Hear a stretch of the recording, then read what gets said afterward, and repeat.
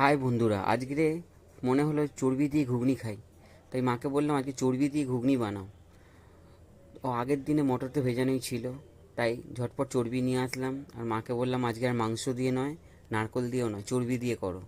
কারণ চর্বি দিয়ে ঘুগনি আমার খুবই ভালো লাগে। উত্তর কলকাতায় গেলে খাওয়া হয়, ঘরেও প্রায় সময় হয়। তো রুটি দিয়ে তো খুবই ভালো লাগে। আর এছাড়া শুধু এমনি বাটি করে দিলে তুমি চামচ দিয়ে কথা বলতে বলতে কখন খেয়ে নেবে বুঝতেও পারবে না, এত টেস্টি হয়। তো বন্ধুরা, তোমরা যদি কেউ কখনো ট্রাই না করে থাকো, কখনো চর্বি দিয়ে ঘুগনি খেয়ে দেখো, খুবই ভালো লাগবে। ভিডিওটা কেমন লাগলো আমাকে বলো, জানিও।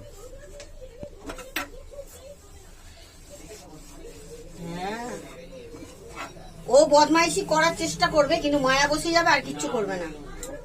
এই তর্ক করিস না তো, কাপিতি জ্বলে যায়, এই জন্য তর্ক করে, খালি তর্ক।